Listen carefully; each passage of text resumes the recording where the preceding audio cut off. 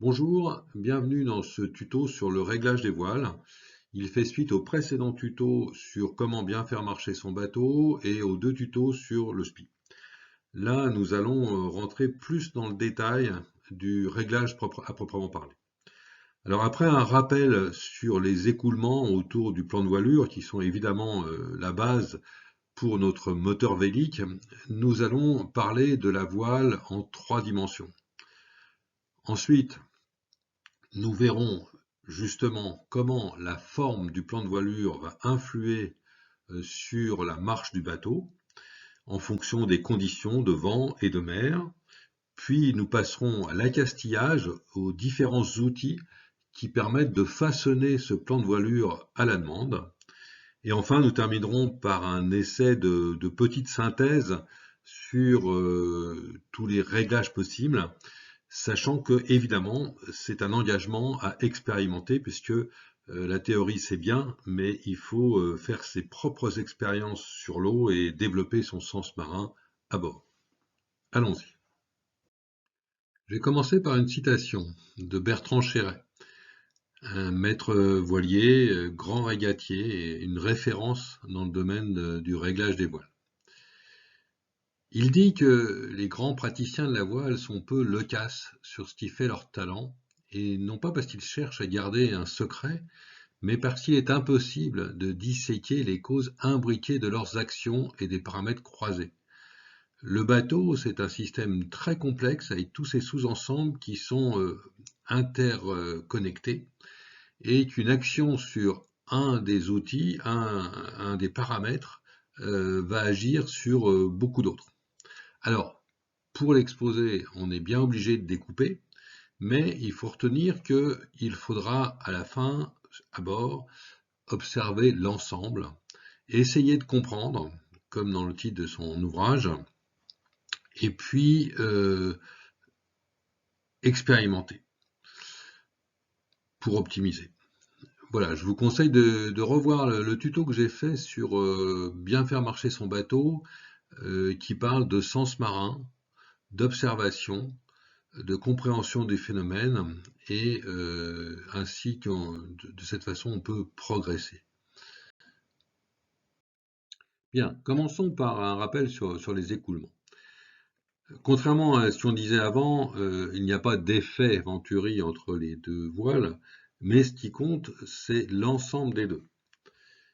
Donc si on prolonge la voile d'avant par des petits pointillés comme ça, qu'est-ce que nous obtenons? Nous obtenons bien un profil aérodynamique, exactement comme sur un avion. Alors sur un avion, ce qui compte, c'est le bord d'attaque et le bord de fuite. Exactement pareil pour nous.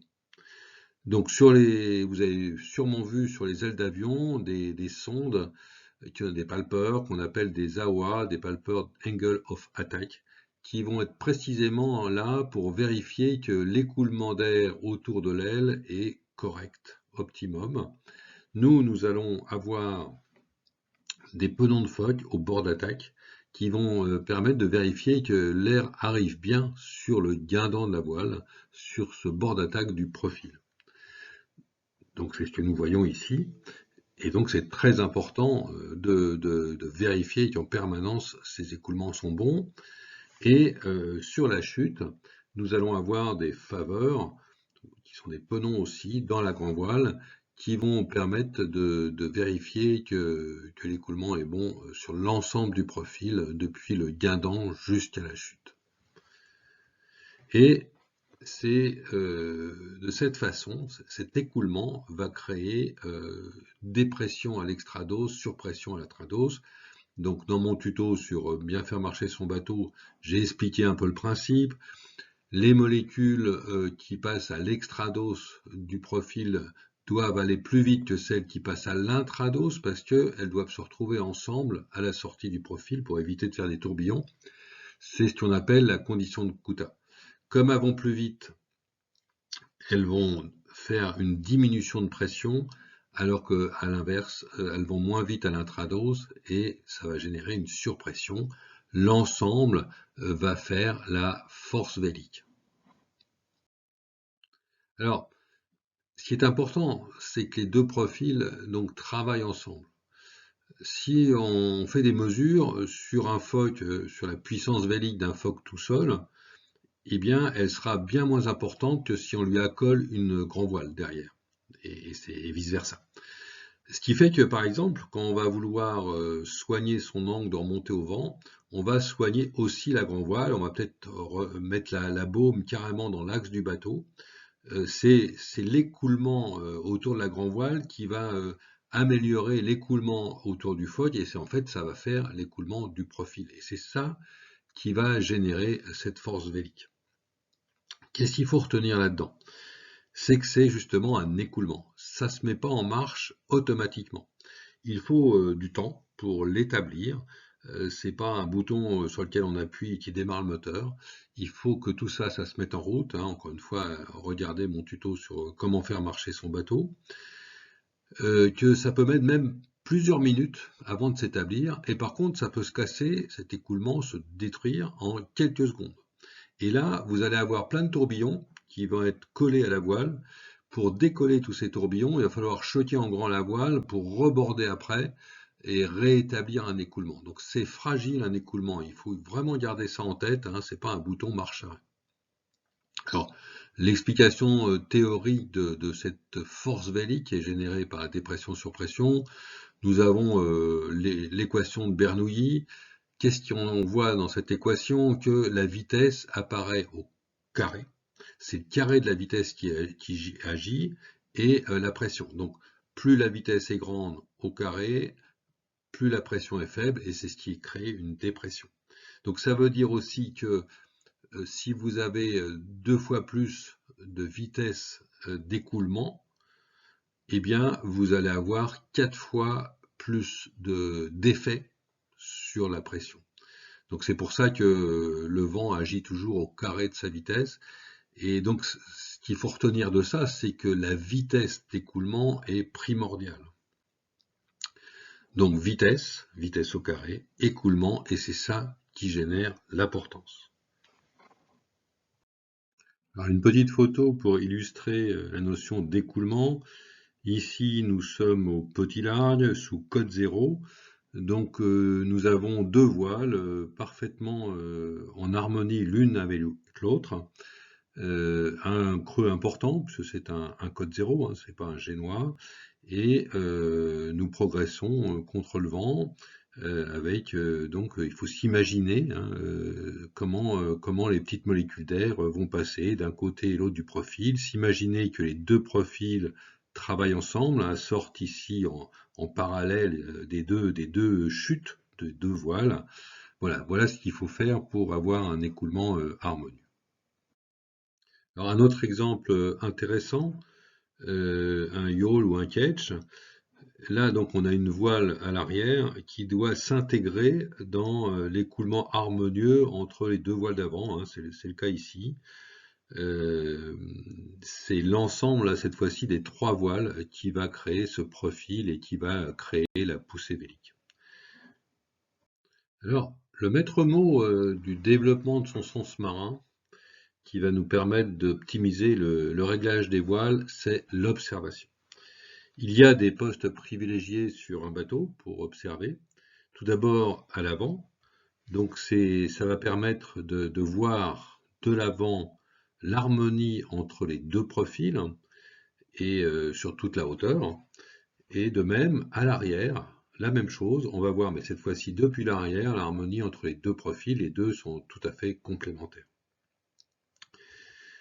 Et on va regarder l'écoulement. Ici, la vareuse, on est sous spi, on a beaucoup de vent, et donc elle est concentrée sur le profil du spi, la bulle qui est devant, pour barrer en fonction de cette bulle et optimiser le placement, l'écoulement autour de la bulle. Ici, l'équipier qui embraque le génois est concentré sur l'écoulement sur le génois. On va prendre des points de repère, par exemple la position de la chute de génois dans les barres de flèche. Donc on va éventuellement mettre des petits scotch pour avoir des graduations et se faire des points de repère ainsi. Donc l'observation, c'est majeur pour développer son sens marin et ensuite pouvoir développer ses réglages. Alors, un petit rappel sur les réglages de base par rapport aux penons. Là, on va regarder les penons au bord d'attaque du profil, donc autour du foc. Alors, il n'y a pas d'effet Venturi entre foc et grand voile. Néanmoins, il faut que l'écoulement, les filets d'air passent tout à fait bien, que ce soit à l'extrados ou à l'intrados du foc. Ici, qu'est-ce qu'on voit? On voit que les penons à l'extrados, qu'on voit par transparence, sont bien à l'horizontale, donc c'est bon. Alors qu'à l'intrados, ça bouge, donc c'est pas bon, ils sont pas à l'horizontale. Donc qu'est-ce qui se passe? L'air qui vient par là n'arrive pas à rentrer dans le profil, et c'est pour ça qu'ici il y a des tourbillons, donc évidemment c'est pas bon. Donc il faut soit abattre, parce que ça veut dire qu'on est trop près du vent, soit border, pour ajuster le profil à la direction du vent. Bon, si on est déjà bordé à plat, ça veut dire qu'il faut abattre. Bon, ici, à l'inverse, on voit qu'à l'intrados, le penon est bien à peu près à l'horizontale. À l'extrados, par transparence, on voit que c'est pas bon. Donc là, le vent n'arrive pas à rentrer de l'autre côté du foc. Et donc ça, c'est pas bon. Ça veut dire que soit on est trop loin du vent par rapport au réglage de la voile, soit qu'elle est trop bordée, donc il faut la choquer. Il faut adapter soit le cap, soit le réglage de la voile par rapport à l'écoulement qui doit toujours être avec les deux penons, enfin les penons intrados et extrados, parfaitement ou quasi à l'horizontale. Ça, c'est les réglages de base. Il faut adapter évidemment aussi le réglage pour que le bord de fuite de notre profil, donc la chute de la grand voile, soit correctement réglé de façon à ce qu'on respecte la condition de Kuta, que les molécules d'air d'un côté qui arrivent par les deux côtés du profil, intrados-extrados, se retrouvent au même moment à peu près et en harmonie sans faire de tourbillon. Il ne faut pas accrocher de tourbillon sur la chute du profil. Sauf que là, contrairement au foc ou au génois, c'est moins simple. Donc il faut évidemment que les faveurs ou les penons de grand voile, là qu'on voit ici, soient à l'horizontale. Mais la règle est moins simple, et c'est ce qu'on va voir un peu tout au long du tuto. Il n'y a pas, donc il faut adapter cap ou réglage, mais ça peut être différentes solutions. Si les penons ne sont pas à l'horizontale, il va falloir jouer sur éventuellement le creux, sur le braquage de la grand voile ou sur l'écoute. Il y a plusieurs choses qui vont influer sur cet écoulement sans que ça soit, comme on disait en introduction, une relation de cause à effet simple. Voilà. Donc il va falloir expérimenter et s'appuyer sur ce qu'on va voir maintenant dans le tuto, de façon à ce que la condition de Kuta soit respectée. Et ça, c'est fondamental. On regarde souvent les penons de phoque, mais pas assez les penons de grand voile. C'est ça c'est vraiment le critère final d'un bon écoulement sur l'ensemble du profil, comme on a vu avant. C'est majeur de chez majeur. Alors je vais terminer par une figure un petit peu plus scientifique qui est toujours pareil, l'écoulement autour d'un profil. Ici, il y a une notion de circulation, c'est une notion en termes mathématiques, entre l'intrados et l'extrados, et il y a la notion adaptée de vortex de sillage. Et j'aime bien cette figure parce qu'elle me fait penser à un engrenage. Et c'est bien de ça dont il s'agit, c'est-à-dire que on a une circulation, ça c'est le vrai terme mathématique, et donc une circulation qui va faire tourner une pompe qui va permettre, qu'il faut amorcer et qui va faire l'écoulement. Autre chose qui est très intéressant et fondamental même, vous voyez que les molécules d'air qui allaient passer ici à l'intrados, notamment celle-là, va être aspirée vers l'extrados alors que normalement elle aurait dû passer à l'intrados. Pourquoi? Parce qu'on a créé une dépression et donc une inspiration sur l'extrados. Si on regarde ça d'un peu plus près, voilà comment ça se passe. au départ, bon, voilà, il y a Antoine et Bénédicte qui vont se séparer pour passer d'un côté et de l'autre du profil, un peu comme sur une autoroute où on va choisir sa voie à droite ou à gauche. Bien. Et puis, donc on va avoir un certain angle de remontée au vent, hein, c'est-à-dire la ligne de séparation entre les molécules qui vont partir à l'extrados et à l'intrados. Et justement, une fois la dépression créée, donc une fois la pompe amorcée, ici, qu'est-ce qui va se passer? Cette Bénédicte-là, qui voudrait bien passer à l'intrados, elle va être aspirée par cette dépression, et finalement, on va attirer plus d'air sur l'extrados que sur l'intrados. Le résultat de tout ça, ça va être un angle de remontée au vent bien meilleur. Donc, qu'est-ce qu'il faut retenir de ça? C'est que une fois qu'on a amorcé la pompe, donc sans chercher dans un premier temps à faire trop de près, une fois la pompe amorcée, on va pouvoir remonter encore plus au vent. Donc, on fait un premier cap sans chercher trop le près, on amorce, une fois que tous les écoulements sont amorcés, on peut naturellement, tout en respectant les penons bien réglés et tout, remonter encore plus au vent. C'est pas immédiat, c'est le temps de l'amorçage. Ça, s'il y a un terme à retenir du tuto, c'est bien amorçage. Alors, ce que nous avons vu ici, c'était des rappels sur les grands principes pour bien faire marcher son bateau. Maintenant, nous allons rentrer un peu plus dans le détail et aborder le réglage. Alors tout d'abord, ce qui est fondamental, c'est la forme en 3 dimensions de notre plan de voilure, de notre voile. Contrairement à une aile d'avion, sauf par rapport au volet dont on parlera après, mais nous avons toute l'attitude de former la voile comme on le souhaite. Et donc la première des caractéristiques, c'est ce fameux creux qui se caractérise par sa position, en général par rapport au guindant, et sa valeur. Donc ici, un fort creux et sur le tiers avant du profil. Voilà. C'est comme ça qu'on caractérise la position du creux. Alors évidemment, ça va varier avec l'altitude, c'est-à-dire la hauteur qu'on va regarder par rapport au plan. Là, on a un creux avancé, un creux moyen, plus faible que tout à l'heure. Là, on a la même valeur de creux, mais reculé dans le profil. On verra les incidences des deux réglages différents. Donc voilà ici un creux assez faible en haut, un petit peu plus fort un peu plus bas, même valeur de creux. Sur toute la hauteur, là, il est assez avancé dans le tiers avant de la grand voile.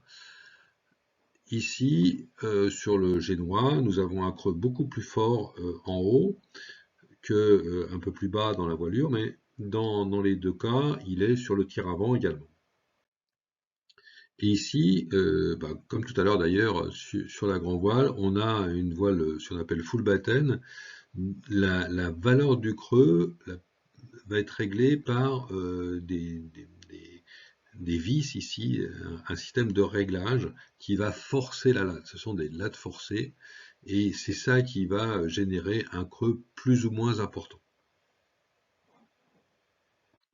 Bien, maintenant nous allons apporter un paragraphe un petit peu plus difficile sur l'aérodynamique du profil.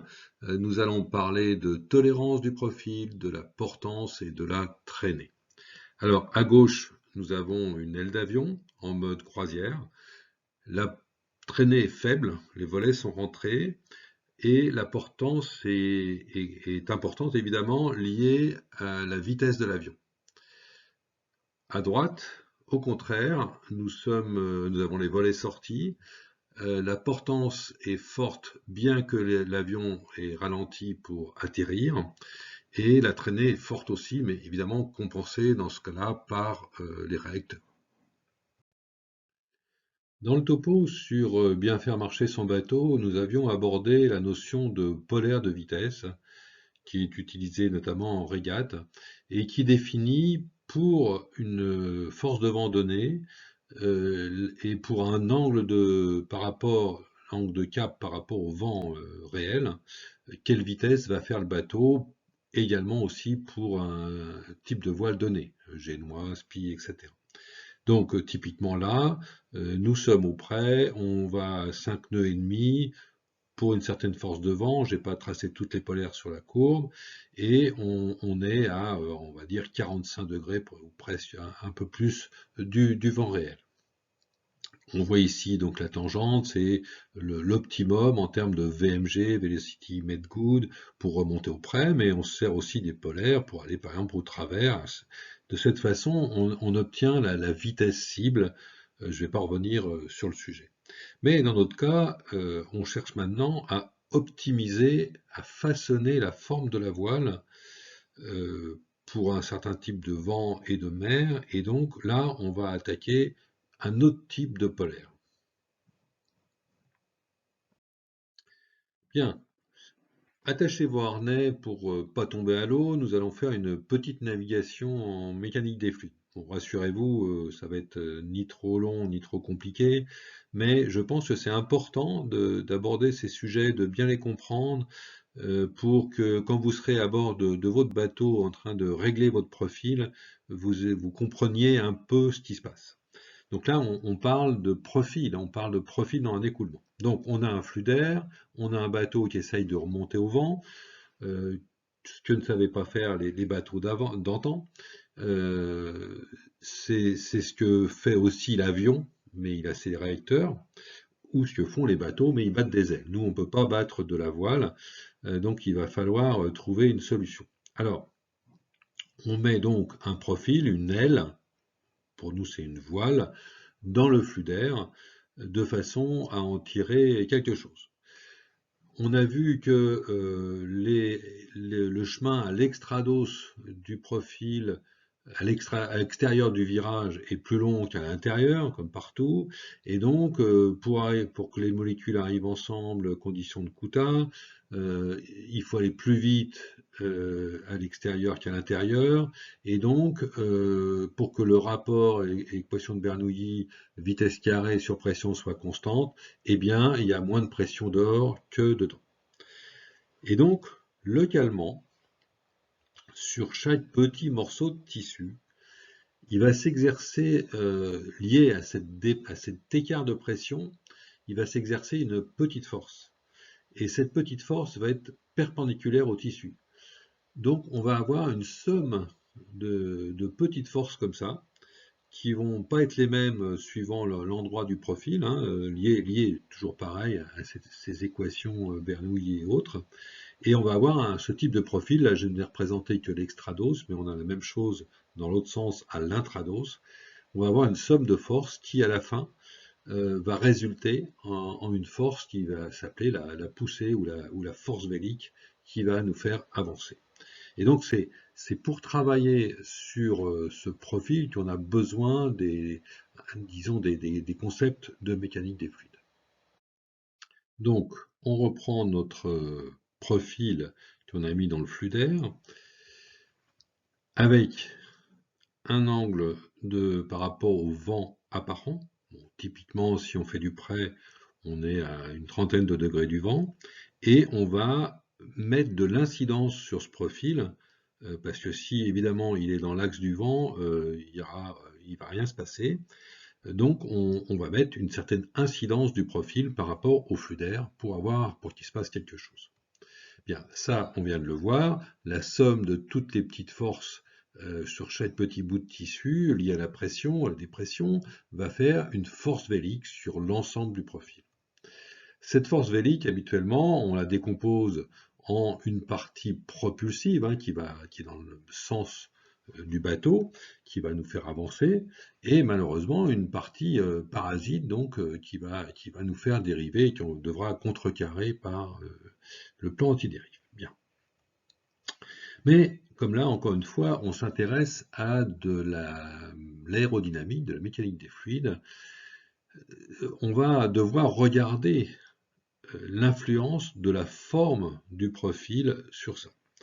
Et de la même façon qu'un avion va sortir ses volets pour augmenter sa portance, ou les rentrer pour diminuer sa traînée, eh bien on va décomposer justement cette force en deux composantes, une portance qui va être par définition perpendiculaire au flux d'air.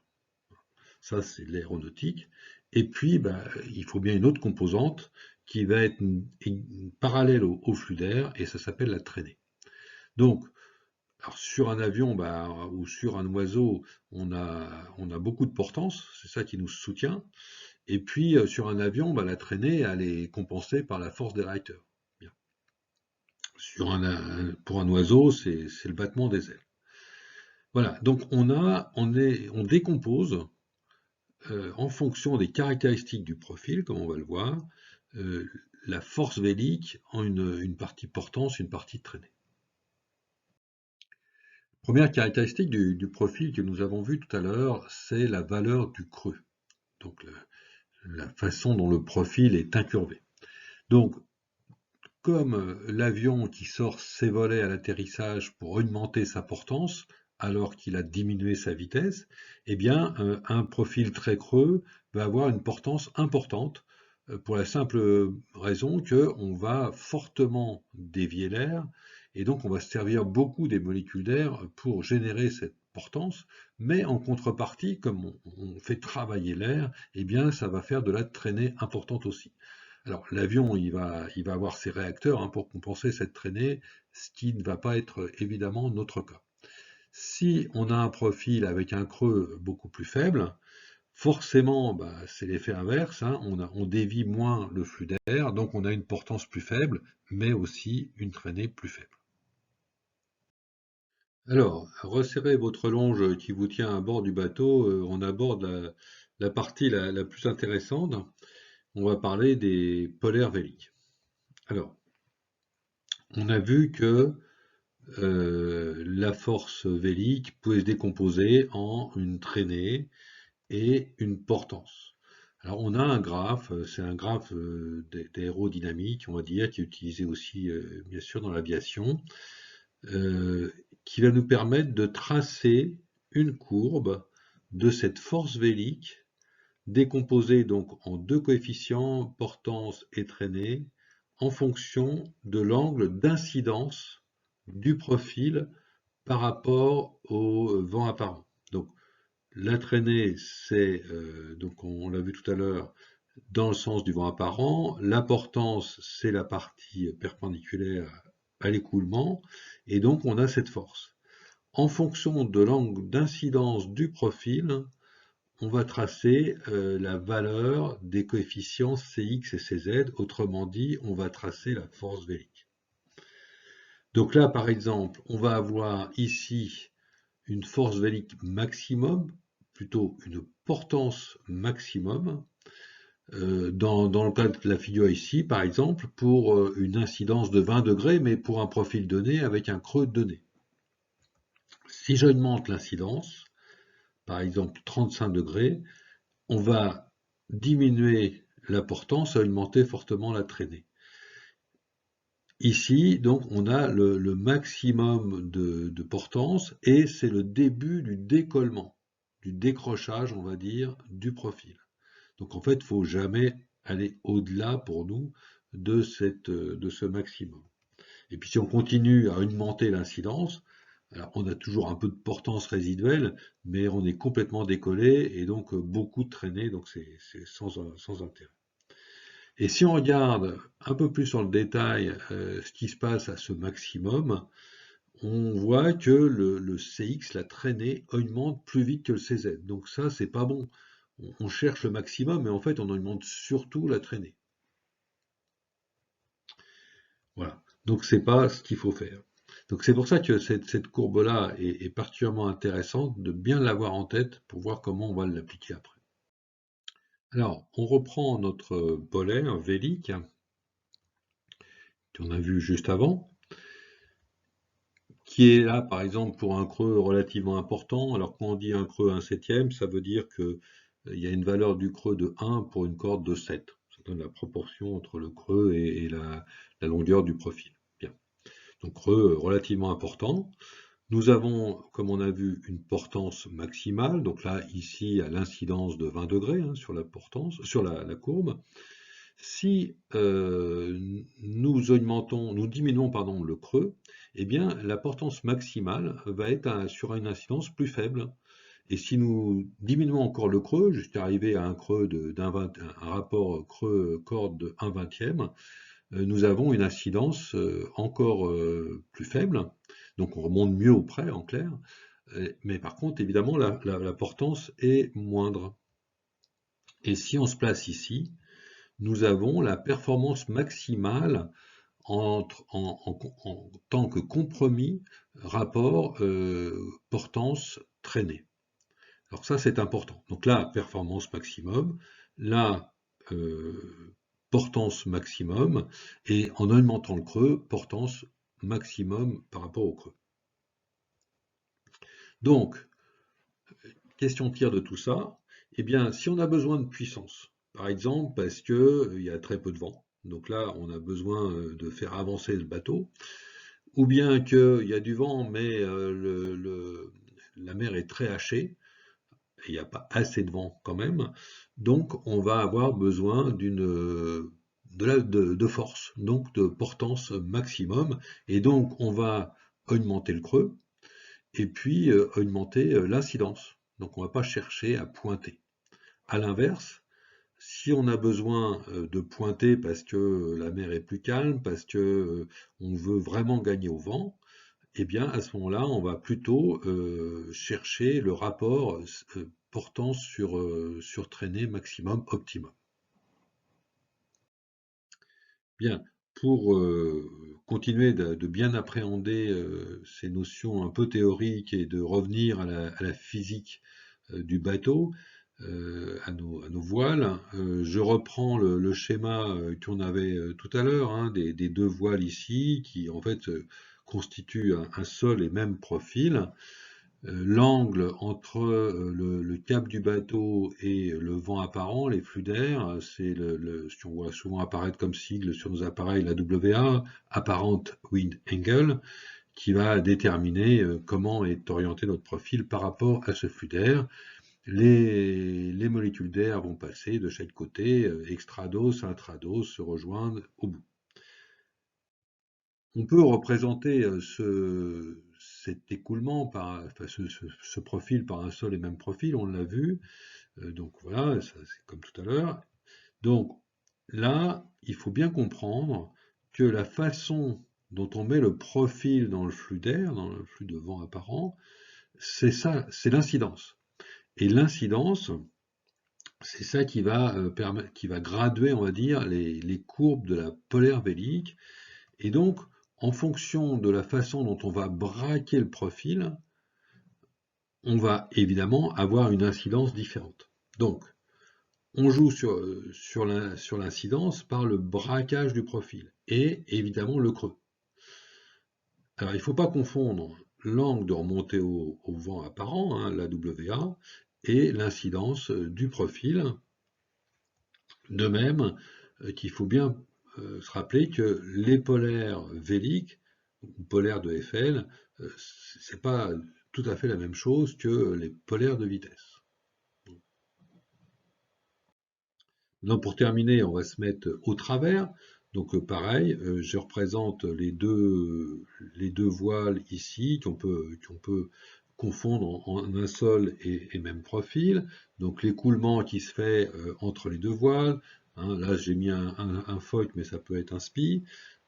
Les deux voiles servent à canaliser l'ensemble du flux d'air, donc elles doivent être en harmonie, on l'a dit.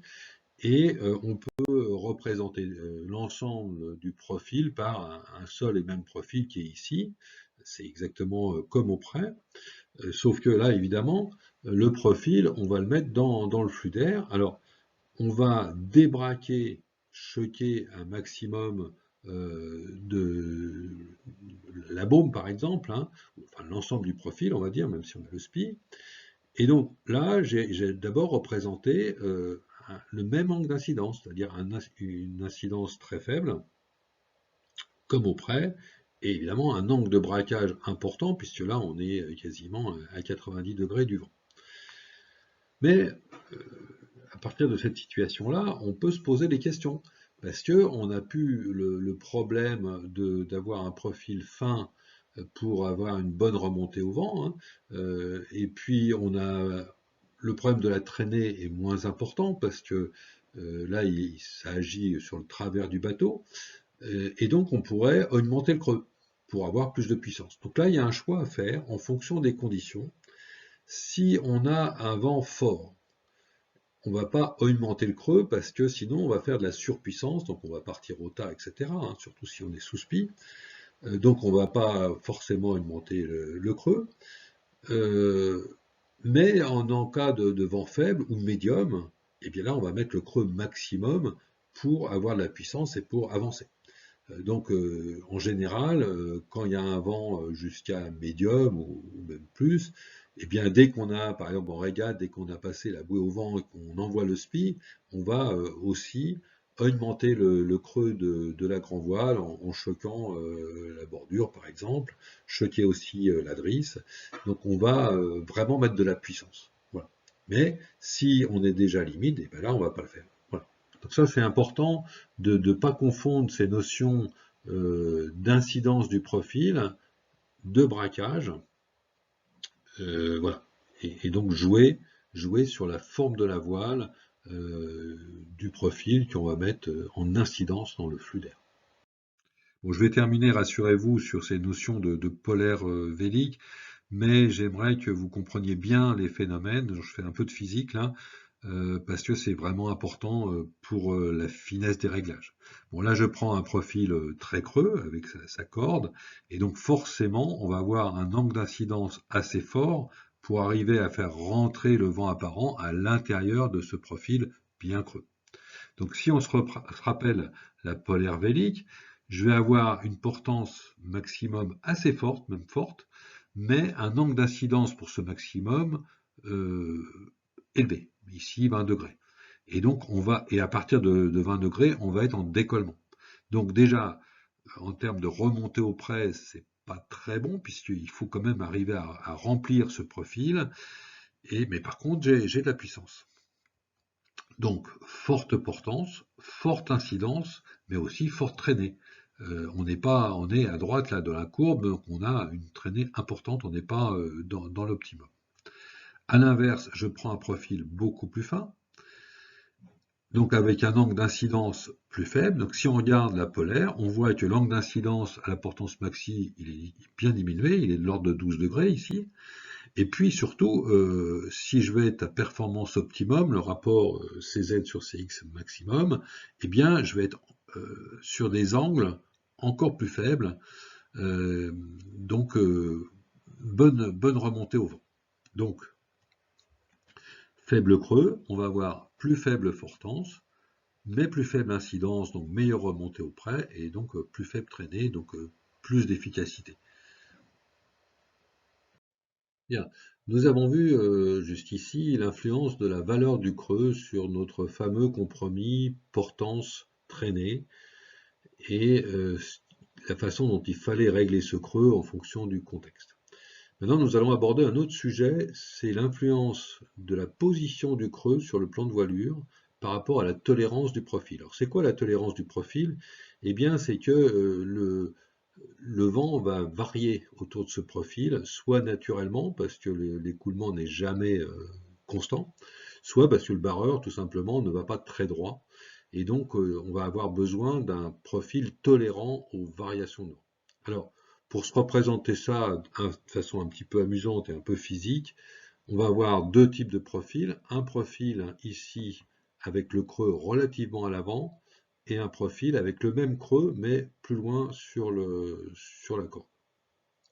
Donc, si on représente nos petites molécules d'air qui vont arriver dans ce profil, eh bien, un profil avec un creux avancé, on peut se représenter ça comme une grosse cuillère à soupe qui va ramasser toutes les molécules, qui ne va pas en perdre. Alors, même si les molécules arrivent un peu en ordre dispersé, c'est une grosse cuillère, on récupère sa soupe et ça se passe bien. Maintenant, si on a un profil beaucoup plus fin, là, pareil, les molécules arrivent sur ce profil, mais là, ça s'apparente plus à un couteau. Donc on va essayer de faire de la finesse, et ça s'appelle naviguer en finesse d'ailleurs. Et donc on va découper les flux d'air, et donc ça va être plus performant pour un creux donné, parce qu'on va être dans la finesse, par contre moins tolérant. Alors une fonction un peu plus sérieuse de voir l'influence de la position du creux sur la tolérance du profil est celle-ci. Nous avons donc nos deux profils, un avec un creux plus avancé et l'autre avec un creux plus au milieu du profil. Eh bien, si on représente les variations de flux d'air, ici, donc avec un angle relativement important, donc le vent, les écoulements, les molécules d'air vont varier, un moment vont arriver comme ça, l'autre vont arriver comme ça. Si on regarde, si on essaye d'imaginer un peu les tangentes à cet écoulement, on voit que sur un profil très incurvé sur l'avant, on va avoir, on va dire, une faible région qui va être perturbée par ces oscillations, alors que ici, ça va être plus long. Si, par contre, on a un profil plus fin, c'est-à-dire le creux plus vers l'avant, eh bien, on voit que la région plus vers l'arrière, pardon, on voit que la région perturbée, eh bien, elle est beaucoup plus grande. Et c'est ça qui explique que le profil fin va être plus sensible, moins tolérant aux variations d'orientation du vent ou bien de cap. Alors nous avons vu l'influence de la valeur du creux, l'influence de la position du creux, mais ça c'était à une altitude donnée sur la hauteur de la voile. Maintenant nous allons parler de l'évolution de ce creux tout au long de l'altitude au-dessus du pont du bateau. C'est ce qu'on appelle le vrillage. Alors sur cette très jolie image, on voit bien que les deux profils là, qui sont en harmonie l'un par rapport à l'autre, les deux profils travaillent ensemble, et on voit que évidemment en haut, eh bien la voile est beaucoup plus ouverte que sur le bas. Il y a une différence d'angle non négligeable entre le haut et le bas, et ça, il y a bien une raison pour ça, et c'est ce qu'on appelle le vrillage. Ici, on voit différents vrillages, justement, sur ces bateaux. Ici, vrillage relativement important. Les deux profils sont en harmonie, il n'y a pas de problème. Ici, probablement moins de vrillage, du haut en bas. Et ici, beaucoup plus de vrillage, mais là, les voiles sont mal réglées, apparemment.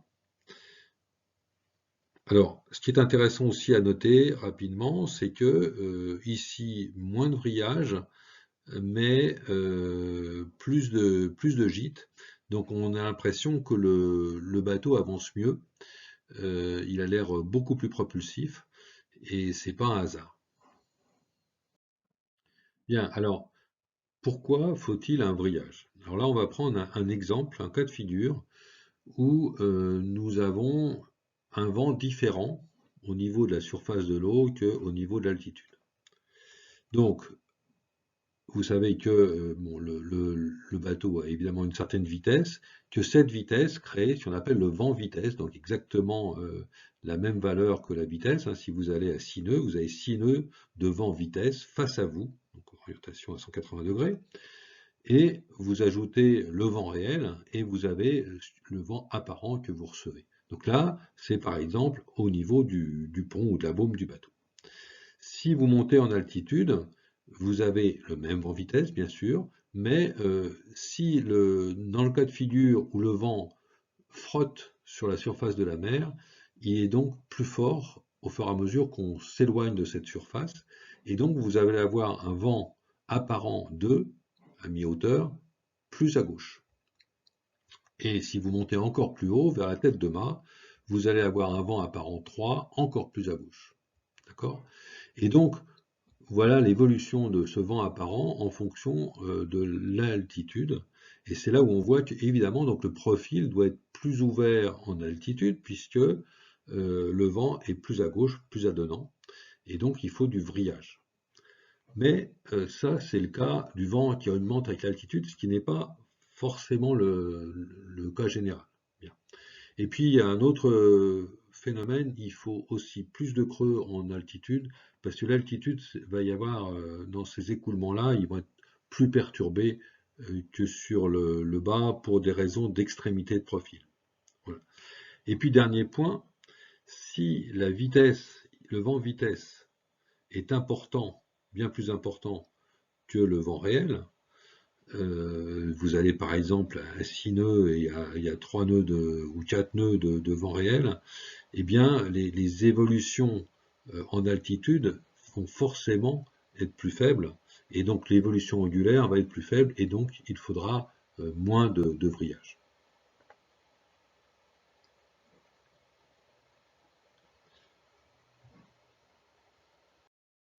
Alors, suivant le type de vent, nous allons avoir une répartition différente, une évolution différente le long de l'altitude. Alors, on présente ça sur un graphe où là, on a à la fois la force du vent et l'altitude, et on va représenter l'évolution de la proportion de vent qu'on a en fonction de l'altitude. Donc, sur un vent faible et humide, on va avoir une progression continue du vent, de la partie du vent entre le pont et le haut. Donc il y aura beaucoup de vent fort en haut par rapport en bas. Et donc là, il va falloir vriller.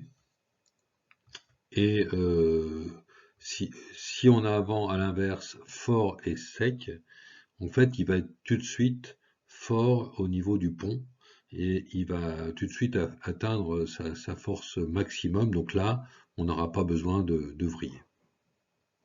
Alors pour terminer ce paragraphe sur notre moteur vélique, je voudrais rappeler un petit point que tout le monde ne connaît pas et que j'ai abordé dans le tuto sur comment faire marcher son bateau. C'est la notion d'équilibre latéral lié à la gîte. Donc, quand le bateau subit la poussée vélique, nous avons donc cette poussée qui va s'exercer de cette façon, à peu près perpendiculairement au plan de voilure, qui va comporter une composante de propulsion qui va nous faire avancer et une composante de dérive qu'on va contrecarrer avec le plan de dérive, mais aussi une composante d'enfoncement. C'est ce que souvent les gens ignorent. Donc, cet enfoncement, qu'est-ce qu'il va faire? Il va s'exercer au centre de carène. Heureusement, pour ne pas faire couler le bateau, il va être compensé par la fameuse poussée d'Archimède.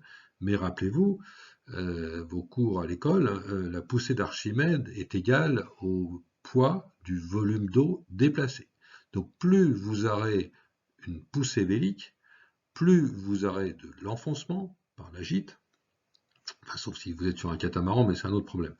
Et plus vous aurez d'enfoncement, plus vous allez déplacer de l'eau. Et donc, vous allez freiner le bateau. Donc, attention, on cherche effectivement à optimiser la force vélique, mais il faut avoir absolument la toile du temps, parce que sinon, on va enfoncer le bateau dans l'eau, et ça sera évidemment très préjudiciable et aussi peu confortable. Donc, illustration concrète de ce que je viens de dire, bien sûr qu'il faut régler le creux, la position du creux, le braquage, le vrillage, etc. Mais il faut surtout donc adapter sa surface de toile à la force du vent. Et donc on voit ici sur cette image que évidemment on a réduit fortement la grand voile en prenant un riz, et puis on a pris un petit phoque, et on va régler évidemment les profils de ces deux voiles. Là, comme il y a du vent, on va avoir des profils plutôt fins, des creux limités, et qu'on va placer au bon endroit de façon à être tolérant par rapport à l'état de la mer, hein, qui est un peu agité ici, et puis de façon à optimiser notre plan de voilure, nos deux voiles, là, notre écoulement sur ce profil-là, par rapport à notre avancée. Alors maintenant que nous avons parlé d'aérodynamique, de mécanique des fluides, voyons la matière de notre profil, autrement dit la toile. Sur la grand voile, nous allons tirer de chaque côté Cunningham et Dries pour tirer sur le tissu. le tissu va être tenu par les coulisseaux, il va être tenu aussi par, d'une part, le point d'amure, donc d'un côté le braquage, de l'autre côté vers le bas, et puis sur le SPI par exemple, eh bien, la bordure va être tendue via son bras et son écoute, on va y revenir, et tout ça va tirer sur la toile. Alors quelques chiffres intéressants. J'ai déjà dit que le vent, l'effet du vent est proportionnel au carré de la vitesse. L'écoulement, c'est le carré de la vitesse, équation de Bernoulli. Donc, si on passe d'un vent de 3 nœuds, petit temps, hein, à un vent de 15 nœuds, bonne brise, impeccable, eh bien, on a donc multiplié par 5 la force du vent, et donc on a multiplié par 25 la pression. 25. C'est-à-dire que si vous avez sur un profil une pression, un écoulement en force équivalent de 40 kg à 3 nœuds, eh bien vous avez 1 tonne à 15 nœuds. Vous imaginez un petit peu. Donc,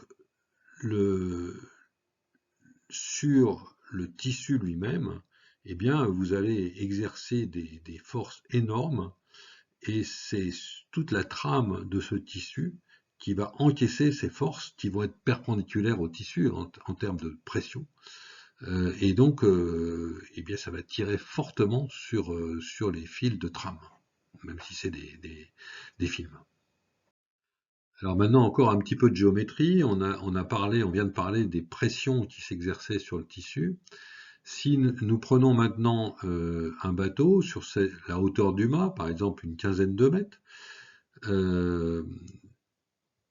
si nous regardons dans le tissu, soit par exemple sur la drisse ici du phoque, mais ça peut être aussi à l'intérieur même de la trame du tissu, si nous regardons la flèche, c'est-à-dire le tissu va avoir une certaine flèche, une fois qu'il sera sous pression, donc la corde, la flèche, et nous regardons l'allongement du tissu qui va donner cette flèche. Eh bien, la formule qui s'applique là, c'est de la géométrie pure, hein. Donc si nous avons une corde ici de 15 mètres, eh bien il suffit de relâcher ici 1 cm et nous allons avoir une flèche de 24 cm. Donc si on prend la drisse de phoque, si on la relâche d'un seul centimètre, on va générer une flèche de 24 cm. Donc vous voyez que c'est pour ça que sur les drisses, on prend des textiles en composite du type Spectra, hein, qui ne donnent pas d'allongement, parce que c'est énorme entre un allongement sur la toile ou sur une drisse et la flèche générée. Donc là, on a beaucoup parlé dans les écoulements aérodynamiques du creux, la position du creux, autrement dit la flèche, ça revient au même. Et bien donc vous voyez que le centimètre sur une hauteur de mât fait 24 cm de flèche. Si on prend la bordure, donc la bordure de grand voile, par exemple le long de la Baume, si on prend de la même façon, donc 2,50 m, et qu'on prend un relâchement sur ce qui tient la bordure de grand voile, eh bien d'1 centimètre va nous faire 10 cm de flèche. Alors là, c'est le creux directement en bas de la voile. 1 cm va nous créer 10 cm de flèche. Voilà. Donc ça, c'est des chiffres un peu à retenir qui montrent que les forces sont colossales et qu'un réglage, là, c'est au centimètre, voire au millimètre près. Bon, alors, pour parler réglage, évidemment, il faut parler des outils qui vont nous permettre de faire ces réglages. Donc, sur un bateau, qu'est-ce que nous avons? Nous avons un étai, très bien. Nous avons une drisse de phoque, très bien. Nous avons une drisse de grand voile, parfait. Nous avons un Cunningham qui est en bas de la grand voile qui va permettre d'étirer aussi la grand voile sur son guindant des deux côtés pour compenser le frottement entre la drisse et le long du mât. Nous avons une écoute de phoque. Nous avons un chariot d'écoute de phoque. Nous avons un halba qui va tenir la baume vers le bas. Nous avons une bordure de GV, donc qui va tendre la bordure de la grand voile vers l'arrière. Nous avons une écoute de GV, nous avons un chariot d'écoute de GV, et enfin nous avons un patara. Ça fait beaucoup de choses qui vont nous permettre de modeler, dessiner nos profils en 3 dimensions des 2 voiles comme dont nous avons vu l'intérêt juste ici. Illustration, ici nous avons les winches de Dries qui vont nous permettre de gérer la tension, que ce soit sur la drisse de Fock ou la drisse de grand voile. Nous avons le halba qui va nous permettre de tenir la baume. Nous avons l'écoute de Fock et son chariot. Nous avons l'écoute de grand voile et son chariot qui est à l'arrière. Et enfin, nous avons le patara. Alors, voyons d'abord le réglage du Fock ou du génois, la voile d'avant. Nous avons tout d'abord la tension d'étai. Alors la tension d'étai, c'est du gréement dormant. Sur croiseur notamment, c'est réglé une fois pour toutes et on ne revient pas dessus en mer. Mais c'est évidemment très important d'avoir un étai bien raide. Et puis nous avons la tension de guindan. Alors la tension de guindan, ça va être réglé tout simplement par le point d'amure du Fock et la drisse de Fock. Ensuite, nous avons la tension de bordure, ici. Donc cette tension de bordure va être en partie réglée par l'écoute pour une des composantes et la tension de chute également par l'écoute par la façon dont on va positionner le chariot d'écoute d'avant ou d'arrière. Bien. Si on prend moins de tension de chute, eh bien, on va avoir un vrillage de la voile, puisqu'elle va s'ouvrir dans les hauts. Donc on va mettre du creux sur le haut, comme on a vu juste avant, et inversement, si on prend plus de tension de chute et moins de tension de bordure, on va mettre du creux vers le bas. Bien. Et puis il y a le braquage.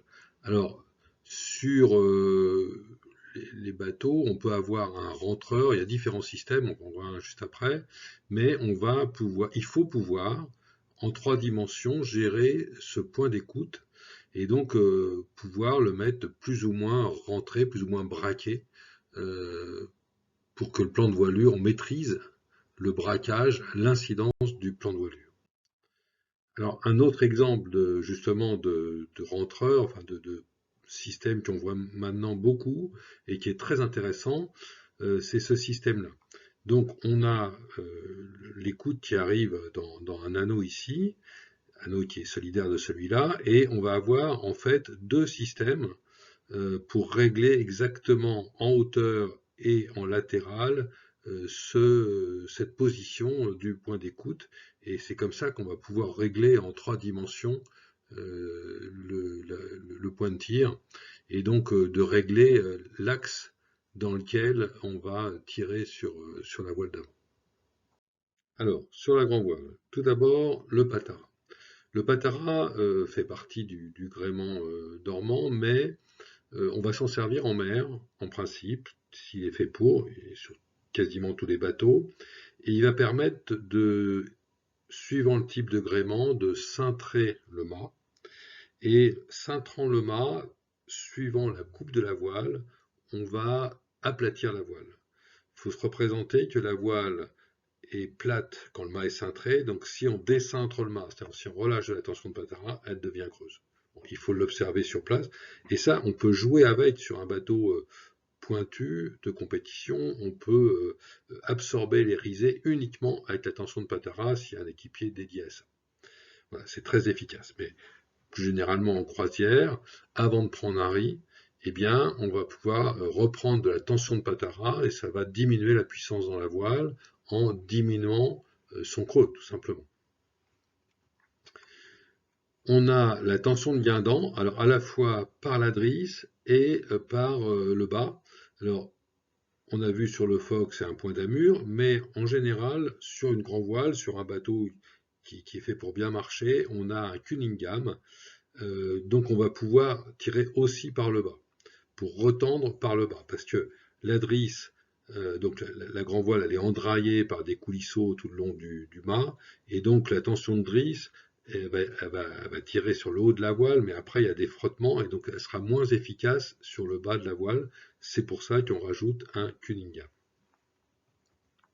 Ensuite, on a la tension de bordure, qu'on voit ici et ici, qui est évidemment très importante pour gérer le creux de la voile sur le plan horizontal.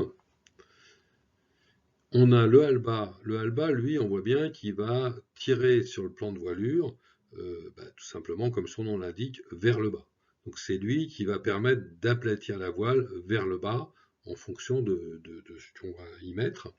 Et ça peut être, il ne faut pas hésiter parce que on peut avoir un effet énorme. Alors ça aussi, ça dépend du type de gréement qu'on a, du type d'accastillage qu'on a, mais parfois on prend 10 cm de halba et la forme de la grand voile change totalement. Donc le halba est évidemment majeur dans nos histoires. On a l'écoute de GV qui va être sur un chariot, et donc la position du chariot de GV, on voit bien que l'écoute de GV va tirer à la fois vers le bas, un peu comme le halba sur la baume, mais aussi en latéral. C'est ça qui va faire le braquage. Donc, on ne peut pas séparer, c'est un peu ce qu'on disait en introduction, hein, on ne peut pas séparer l'action de l'écoute de l'action du chariot. Il faut jouer avec les deux en fonction de ce qu'on va faire. Et ce qu'il faut, parce que, encore une fois, ça dépend vraiment de la configuration du gréement, de l'accastillage, il faut regarder nos actions, leur effet sur la voile pour s'assurer que c'est bien ce qu'on voulait obtenir en termes de position du creux et de valeur du creux. Donc, l'Edris ou Cunningham, en tendant le guindant de la voile, on va avoir tendance à avancer le creux, alors qu'en relâchant, on va le reculer, hein, rappelez-vous, creux avancé, profil plus tolérant, creux reculé, c'est l'inverse. En jouant sur la tension de bordure, on va jouer ici sur le creux de la voile, vers le bas. En jouant sur le halba et l'écoute, on va jouer sur le vrillage de la voile et aussi, avec le chariot d'écoute, sur le braquage. Donc on a différentes tirettes qui vont nous permettre d'ajuster la forme totale de la voile du bas en haut et en 3 dimensions. Alors ici, il y a un exemple de Cunningham hein, qui vient tirer le point d'amure de la grand voile, hein, qui va permettre de plus ou moins raidir la grand voile sur le bas, alors que la drisse va permettre la même chose sur le haut. Un autre exemple de Cunningham sur une voile qui est moins en compétition. Et puis, réglage de la bordure de la voile avec la tension de bordure au point d'écoute. Vous vous rappelez là, la formule hein, pour calculer la flèche de la voile, ici la flèche, en fonction de la différence de longueur sur le bout. Donc il suffit de très peu de choses ici le long de la baume pour avoir une flèche ou un creux important. Alors, voyons le SPI maintenant. Alors je vous conseille de revoir les 2 tutos que j'ai faits, un sur les fondamentaux de la navigation sous SPI et un autre particulier sur les manœuvres de SPI. Bien. Maintenant nous allons voir là les réglages. Alors un petit rappel sur les postes sous SPI. Donc on a le numéro 1. Le numéro 1, c'est lui qui va gérer dans les manœuvres l'envoi, l'affalage, l'empannage du tangon. Donc, ça ne sera pas le sujet réglage. Nous avons là au niveau réglage le piano. Alors le piano, c'est lui qui a toutes les ficelles, notamment le halba de SPI, de tangon de SPI, le hal haut, la drisse de SPI. Donc il a un poste énorme en termes de réglage du SPI. Nous avons l'équipier au bras, donc lui, il va régler la position du tangon, donc du point d'amure du SPI. Hein, le SPI a la particularité d'avoir un point d'amure mobile, alors je parle du SPI symétrique, on parlera du SPI asymétrique aussi. Donc la position de ce point d'amure, c'est la position en 3 dimensions, hein, avec le hal haut et le hal bas, et le bras du bord d'attaque de la voile. Donc ça, c'est évidemment majeur. Ensuite, nous avons un barreur. Évidemment, c'est très important de maîtriser sa barre sous spi, voir le tuto sur le sujet. Et puis, nous avons l'équipier à l'écoute, hein. Le spi est une voile normale avec tout simplement une écoute et un point d'amure. Bien. Donc ça, évidemment, l'équipier à l'écoute, il va gérer, il va avoir le rôle de réglage permanent du spi. La bonne position d'ailleurs, ça va être de se mettre plutôt là pour avoir une vue d'ensemble. On va en reparler. Et puis il y a l'équipier de GV, puisque évidemment on a parlé, on a dit que les deux voiles formaient un seul et même profil. Alors là on n'est pas auprès, c'est un peu différent, mais n'empêche que il faut absolument que les voiles soient en harmonie, parce que si le spi renvoie tout dans la grand voile, ça va pas être bon, ou à l'inverse, si la grand voile masque le spi, ça va pas être bon non plus. Voilà. Donc évidemment le réglage de la grand voile est très important sous spi. Autant en manœuvre, j'ai dit dans les empannages sous spi, par exemple, l'empannage de la grand voile peut arriver avant ou après, peu importe. Par contre, en termes de réglage, les deux doivent être les deux voiles, comme pour le foc et la grand voile. Là, spi et grand voile doivent être réglés en même temps. Alors, j'ai dit dans mes topos sur le spi que le spi était une voile presque comme les autres, hein, avec un point d'amure, un point d'écoute, un point de drisse. Point d'amure, point d'écoute, point de drisse, et voile sur lequel on va devoir régler la position du creux, euh, le guindant de la voile, la chute de la voile, comme pour une voile d'avant classique, sauf que là, comme elle est tenue par ces trois points, il n'y a pas d'étai, il n'y a pas de coulisseau, eh bien il va falloir sérieusement jouer sur les réglages de ces trois points, de façon à obtenir la forme que l'on veut. J'ai dit dans les tutos sur le SPI que on doit être sous SPI obsédé par la tenue d'une jolie bulle, la jolie bulle. Donc on voit par exemple ici vers le Ratsin, là juste à côté de la tourelle de la Platte, un très beau SPI bien réglé. On a la position de cette bulle, on a le creux ici. On voit ici exact pareil, creux assez faible, une jolie bulle, spi asymétrique, un vrai spi asymétrique, hein, pas un truc de croisière tout bête.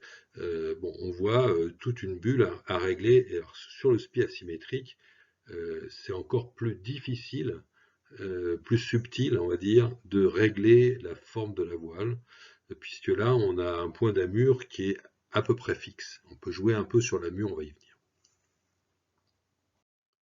Alors, première chose, le réglage du creux du spi, qui est évidemment très important hein, dans une voile pareille. Eh bien, c'est en rapprochant la bordure, donc le bas du spi, du point de drisse, le haut du spi, qu'on aplatit le spi, c'est-à-dire qu'on diminue le creux. C'est un peu contre-intuitif.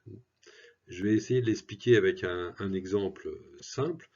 Prenons un tuyau en mousse, un peu comme ceux qui servent à isoler des tuyaux de plomberie, par exemple.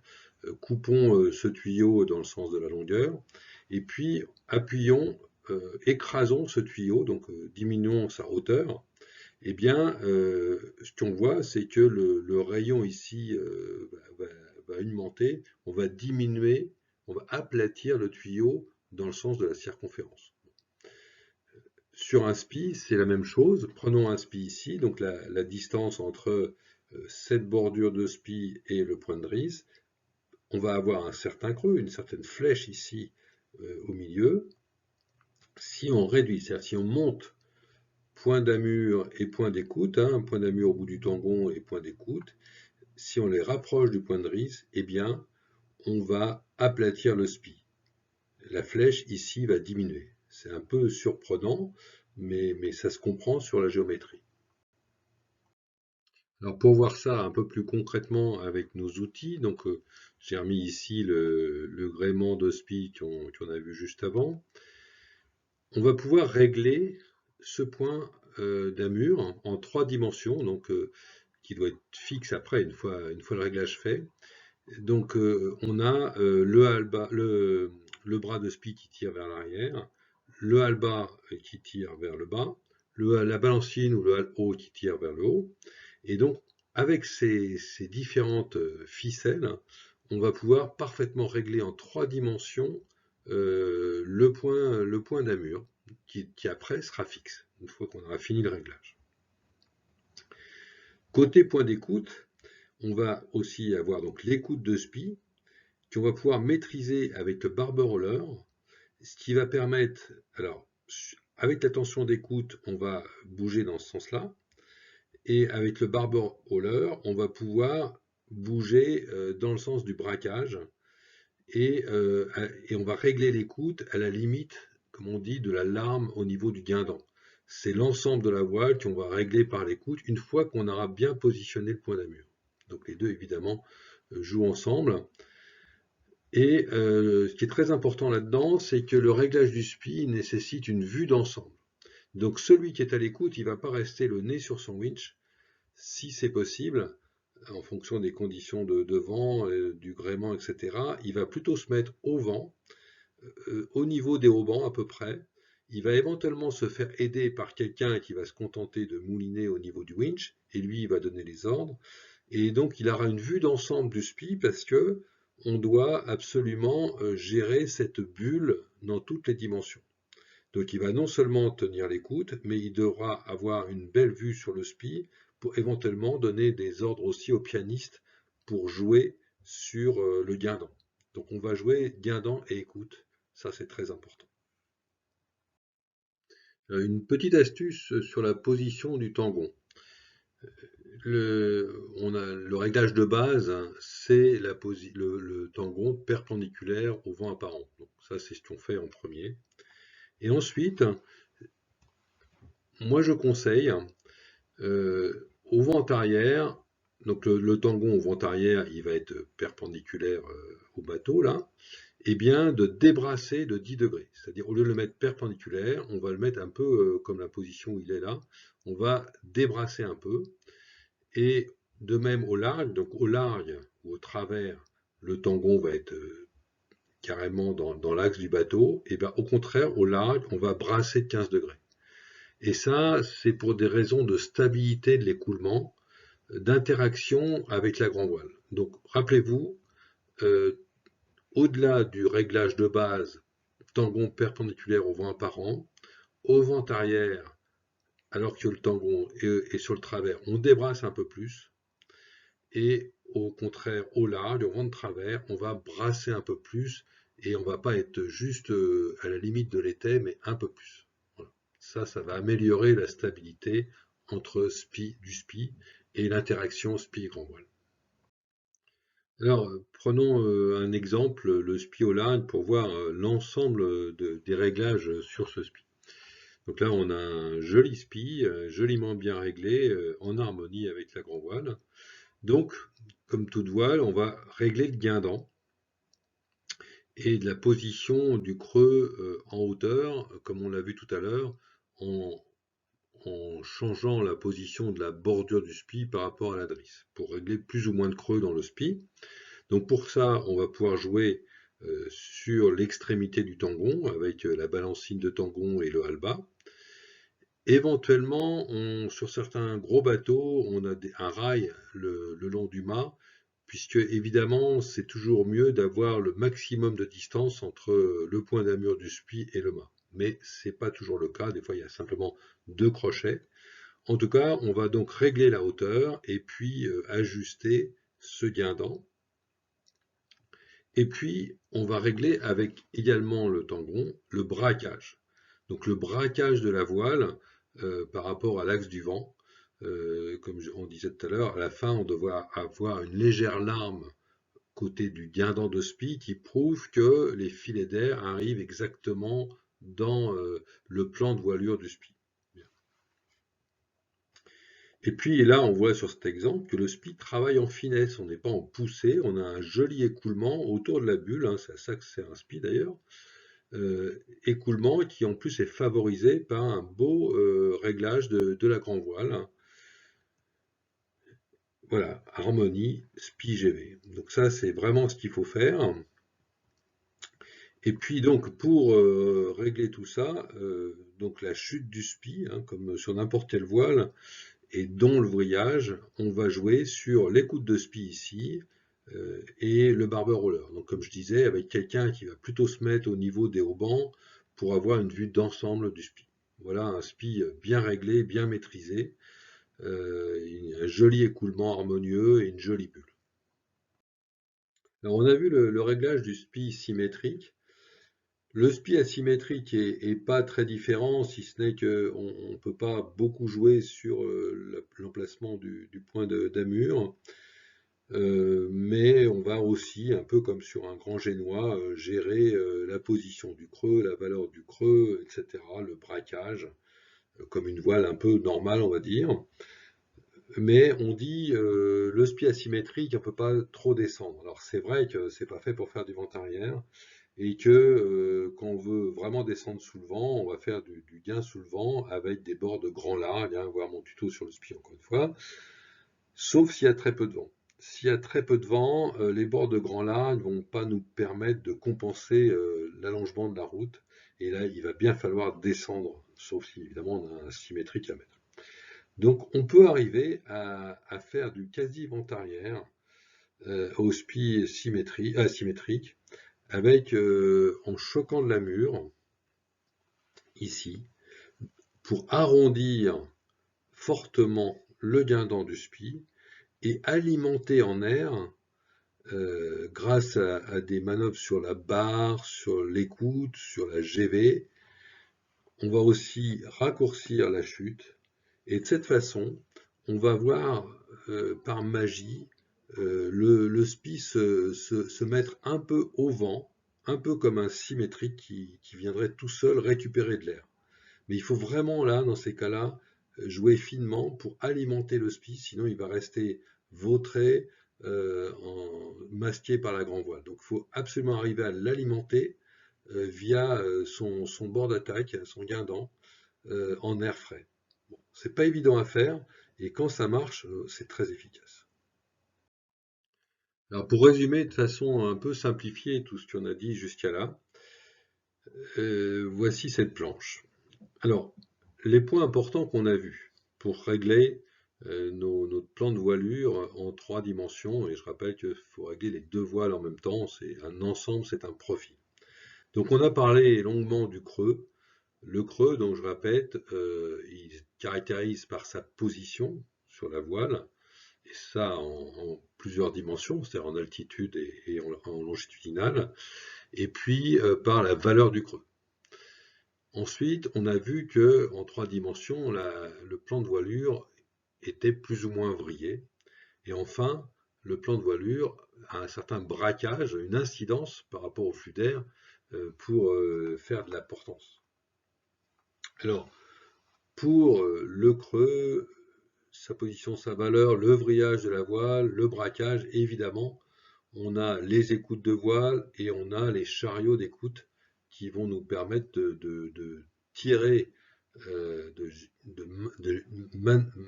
maîtriser en 3 dimensions l'axe de tir au niveau de l'écoute.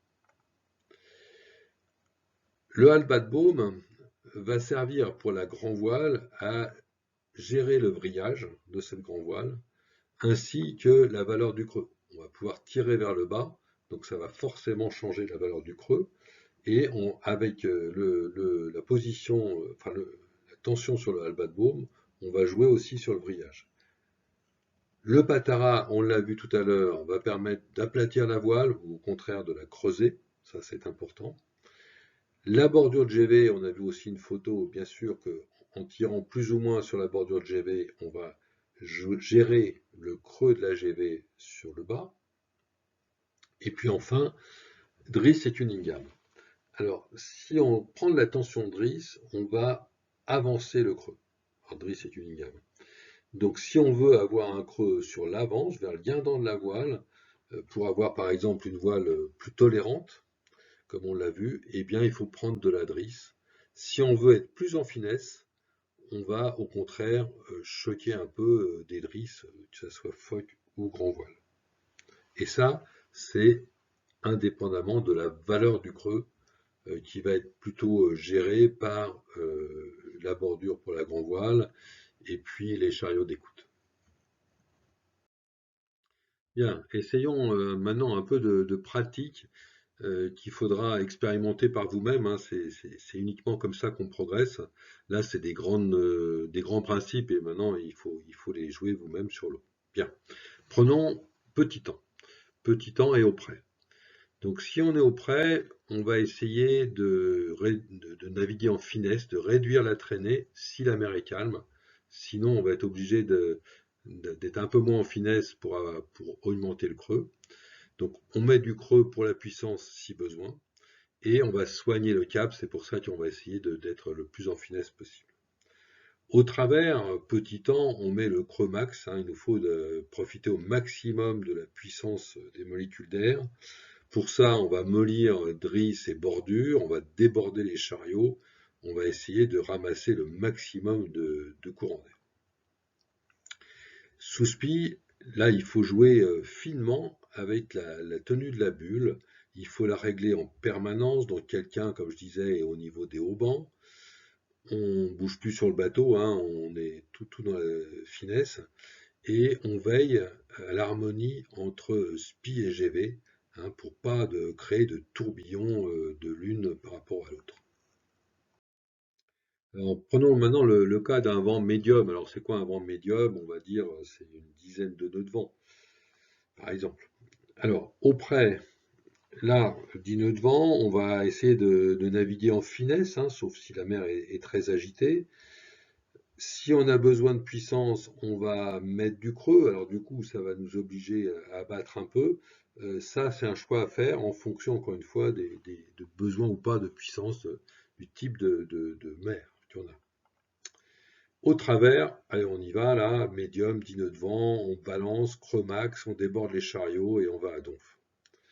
Sous spi, là, 10 nœuds de vent, bah, faut tenir la bulle. Là, ça marche vraiment bien.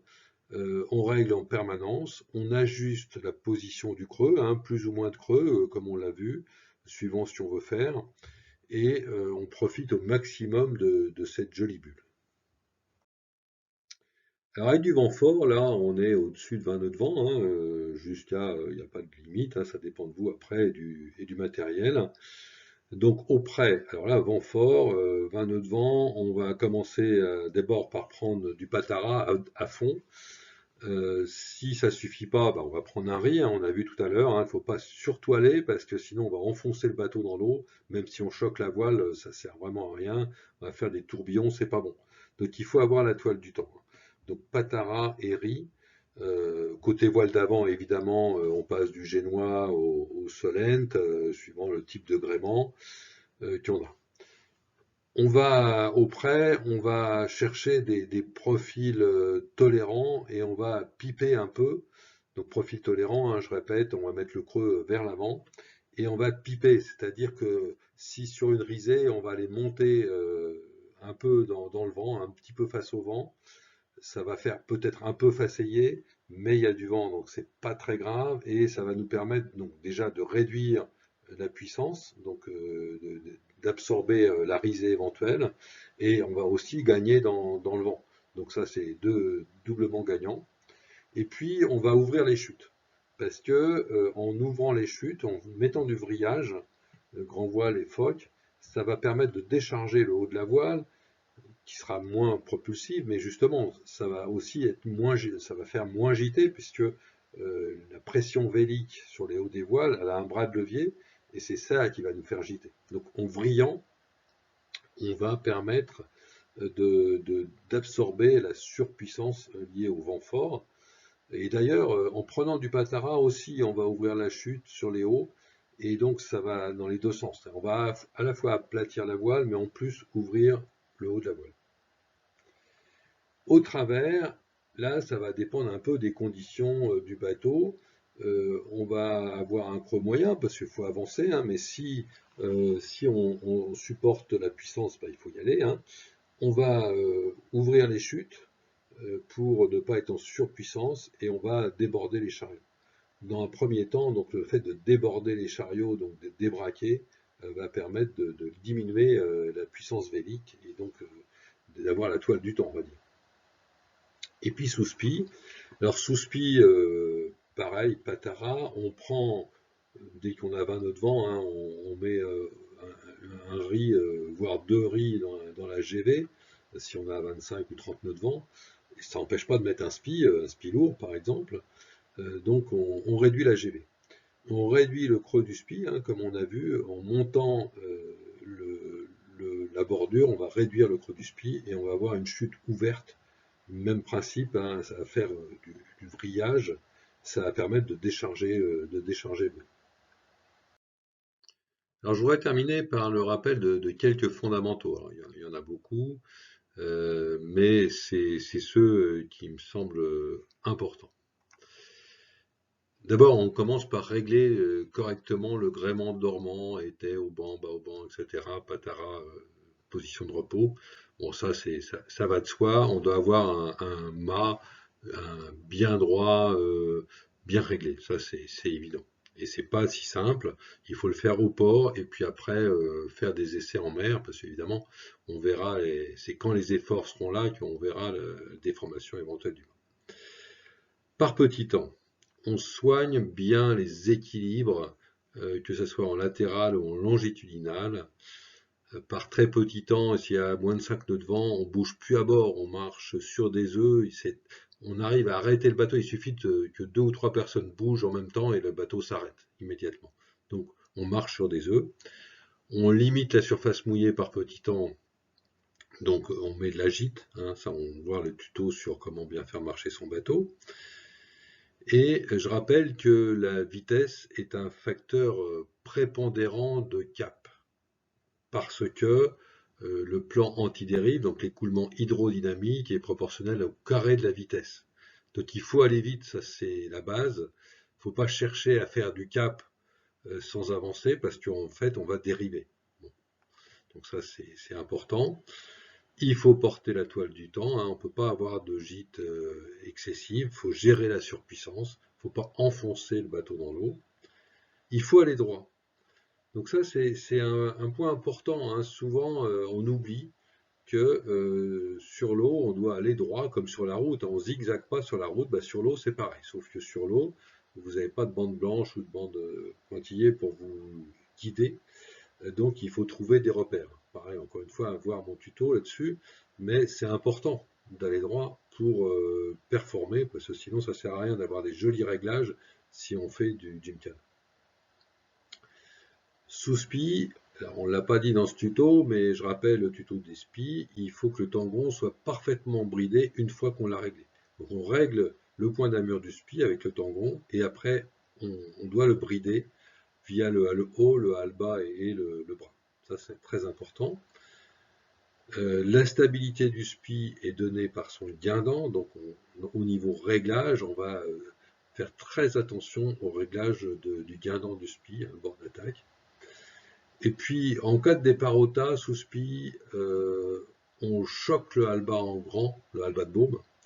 On choque le hale bas de baume, ça va donner un souffle dans la grand voile, c'est pareil, j'en ai pas parlé là, mais ça c'est aussi vraiment quelque chose à partir du moment où on met le spi par plus de 20 nœuds de vent, on a quelqu'un sur le hale bas prêt à choquer. Voilà. Donc ça, c'est un premier lot de fondamentaux. Deuxième série de petits conseils, soigner les transitoires. Il faut avant tout retrouver une vitesse cible, hein, voir mon topo là-dessus. Il faut donc soigner la façon dont on va revenir à la bonne vitesse cible. Donc il faut ajuster les réglages au fur et à mesure de la manœuvre. Il ne faut pas tôler les voiles, qu'elles soient plates. Il faut vraiment faire ça en permanence, hein. Tout ce qu'on a vu sur les réglages en ce tuto, eh bien, ça se fait en permanence si on veut évidemment performer, si on veut tirer la quintessence de son plan de voilure. Et puis évidemment, il faut ajuster les réglages en fonction aussi non seulement de l'évolution de nos caps, mais de l'évolution du vent en force et direction. Donc il faut absolument détecter et contrôler les risées. Donc il faut regarder autour de vous sur le plan d'eau où sont les risées et les molles. Et puis détecter aussi les refusantes, le vent qui a tourné ou les adonnes. Ça, c'est faut être actif et il faut ajuster en permanence tous nos réglages par rapport à tout ça. Il faut adapter la tolérance des profils aux variations de vent, à la dextérité du barreur. Hein, on a vu ce que c'était que la tolérance des profils. Donc si on a un vent très instable, il faut avoir des profils tolérants. Ça ne sert à rien d'avoir un profil fin. Ça va être négatif. Et si on a un barreur qui ne va pas tout à fait droit, eh bien c'est pareil, il faut lui mettre un profil tolérant, sinon on n'avancera pas. Il faut négocier la houle à la barre. Alors on n'en a pas parlé non plus, mais avec de la houle, évidemment, toutes les conditions de vent en force et direction vont changer. Le vent apparent va changer en permanence, et donc il faut, alors là on ne va pas pouvoir ajuster les réglages en permanence, enfin, sauf si on est en voile légère éventuellement, mais en croiseur on ne va pas le faire. Par contre, au niveau de la barre, il va falloir barrer à la houle, donc monter, loffer dans la montée, et bas dans la descente, etc. Ça pourrait faire l'objet d'un autre tuto spécifique. Voilà, donc en conclusion de tout ça, il faut observer, ressentir, expérimenter, se fonder son sens marin. Il faut faire des speed tests. L'instrument le plus important, j'ai déjà dit, sur un bateau, c'est le speedo. C'est avec ça qu'on va pouvoir vérifier que notre réglage, c'est le bon réglage, et voir l'influence du réglage. Il faut placer des repères, mettre des marques sur le pont, sur les bouts, et puis il faut prendre des notes. C'est un peu scolaire, mais si c'est tellement complexe, il y a tellement de paramètres croisés, comme on l'a vu en introduction, eh bien il faut noter tout ça, si on veut évidemment progresser. Voilà, observer, ressentir, expérimenter. Et c'est comme ça qu'on progresse, et c'est pour ça aussi que à partir du moment où on veut faire de la rayade, il faut s'entraîner. Ça n'arrive pas tout de suite en lisant des bouquins ou en regardant un super tuto. Voilà. Voilà, c'est terminé. Désolé, c'était un peu long. Il y avait beaucoup de choses à dire. Merci de votre attention. Merci de mettre des commentaires sur le site. C'est très intéressant pour nous, ça nous fait plaisir. Et puis, mettez des questions, on y répondra. Je vous conseille de vous abonner si vous voulez voir des actualités du site et donc les nouveaux tutos d'ici quelques semaines. Et puis, j'espère que ça vous a plu. À bientôt.